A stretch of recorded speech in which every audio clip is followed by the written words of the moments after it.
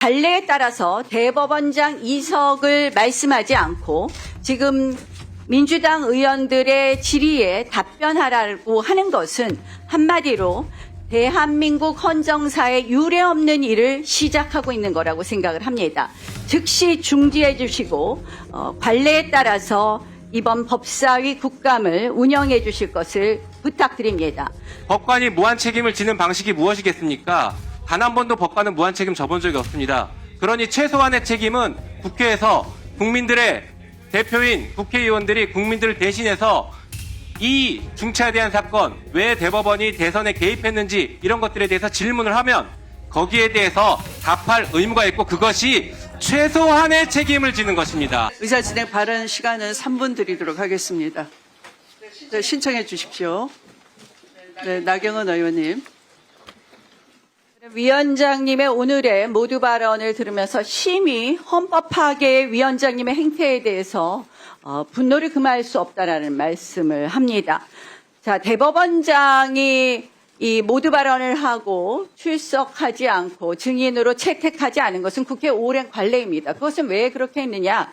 헌법상 삼권 분립 원칙을 존중하는 거였습니다. 만약에 이러한 삼권 분립 원칙을 저희가 파괴한다라면 이것은 결국 대한민국의 헌법 근간을 파괴하는 것입니다. 이것이 왜 생겼습니까? 조작 녹취 흔들면서 생긴 것 아닙니까? 그런데 조작 녹취에 관련된 증인, 열린공감TV 증인은 채택도 하지 않고 있습니다. 이거 왜 하고 있습니까? 대통령 무죄 만들기 아닙니까? 위원장께서는 김병로 대법원장의 예를 말씀하셨는데 그 경우에는 대한민국 헌법 질서가 초기에 만들어진 때였고 그 당시에도 김병로 대법원장의 말씀에 따르면 개별 사건에 대해서는 이 재판에 한계가 있다.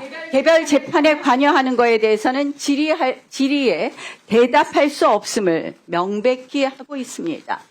저는 위원장께서 지금 관례에 따라서 대법원장 이석을 말씀하지 않고 지금 민주당 의원들의 질의에 답변하라고 하는 것은 한마디로 대한민국 헌정사에 유례없는 일을 시작하고 있는 거라고 생각을 합니다.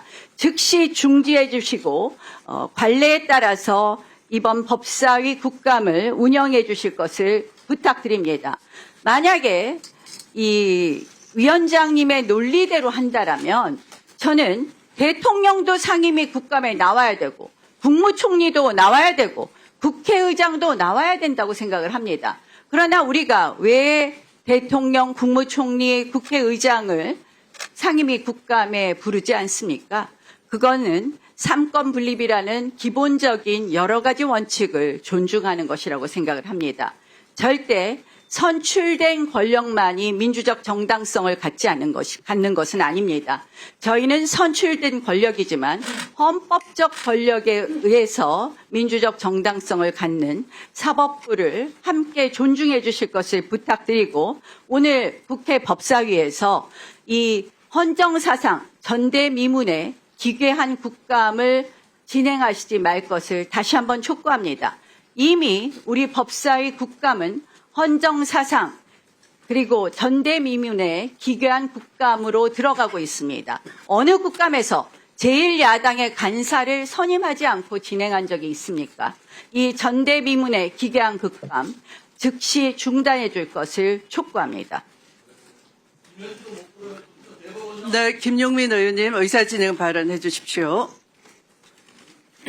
네. 이런 중차대한 상황이 발생했을 때에는 특단의 조치들이 필요합니다. 우리는 지금 여전히 내란을 극복하고 있는 과정에서 당연히 필요한 것들은 국회가 물어볼 수 있습니다. 자, 사법부 독립을 얘기하시는데 일단 그 전에 오늘 대법원장의 출석은 국회법 제121조 5항에 따라서 대법원장에게 출석을 요구할 수 있는 권한이 있기 때문에 그에 따라서 출석 요구를 하는 것이고 더 나아가서 국회법 129조 출석 의무 이미 있습니다. 헌법과 국회법에 따라 있습니다. 자, 그리고 129조에 따라서 증인으로 요구할 수도 있습니다. 이 증인에 대해서는 누구든지 따라야 합니다. 그러나 말씀하신 것처럼 대통령, 국회의장 다 불러야 되느냐?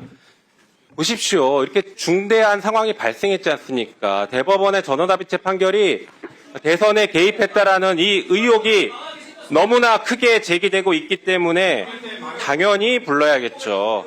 자, 그리고 사법부 독립 자꾸 얘기하시는데 사법부 독립에 대해서 좀 제대로 알고 얘기하십시오. 공부 좀 똑바로 하고 말씀하시면 좋겠습니다. 독일 연방헌법재판소에서는 이렇게 얘기합니다. 사법부 독립이라는 것은 절대적 보장이 아니라 가능한 최선으로 실현해야 할 헌법적 요청이라고 하고 있고, 유럽 연합사법재판소와 유럽 인권재판소 역시 법관의 인적 독립에 대해서는 절대적으로 보장되는 것이 아니라 정당하고 중대한 이유와 비례 원칙 준수하에 제한이 가능하다라고 이미 이렇게 얘기하고 있습니다. 독일과 유럽은 사법부 독립이 절대적이지 않고 한계가 있다라고 분명히 제시하고 있습니다. 그리고 지금 사법부 독립 얘기하시면서 진행 중인 사건에 대해서 한다라고 얘기하는데 저희가 사건 본질을 들여다보는 것이 아니라 사건이 왜 그렇게 빠르게 무리하게 진행됐는지를 들여다보는 것입니다. 설사 내용의 일부 얘기가 있다고 하더라도 이 사건 확정 사실상 끝난 사건입니다. 대법원에선 이미 들어보십시오. 대법원에선 이미 판결 끝났습니다. 전원합의체 판결했고 파기환송심은 대법원 전원합의체 판결의 기속력을 갖기 때문에 대법원의 결론과 다른 판단을 내릴 수가 없습니다. 사실상 종결된 사안 아니겠습니까? 자, 그리고 우리 대법원장께서는 오늘 인사 말씀이 이렇게 얘기했죠. 자신의 재판과 관련하여 무한 책임을 지는 것이다라고 했는데 법관이 무한 책임을 지는 방식이 무엇이겠습니까? 단 한 번도 법관은 무한 책임 져본 적이 없습니다. 그러니 최소한의 책임은 국회에서 국민들의 대표인 국회의원들이 국민들을 대신해서 이 중차에 대한 사건, 왜 대법원이 대선에 개입했는지 이런 것들에 대해서 질문을 하면 거기에 대해서 답할 의무가 있고 그것이 최소한의 책임을 지는 것입니다. 자, 대선 개입했는지에 대해서 국힘은 계속 가짜라고 하지만 날짜와 사실상 대선에 개입됐던 것은 누구나 모든 국민이 다 아는 것입니다. 그리고 대법원장이 사퇴해야 된다는 것은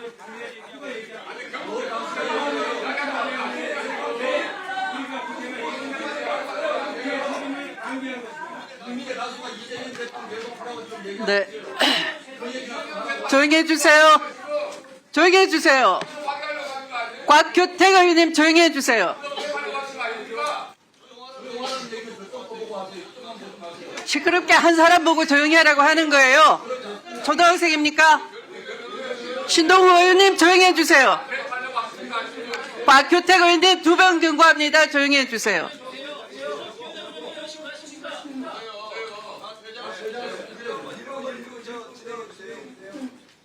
스스로 자격 없다고 생각하시면 퇴장하세요. 그럼 시끄럽게 떠들지 마시고. 자, 그러면 진행하도록 하겠습니다. 질의위원 순서지에 따라서 양당이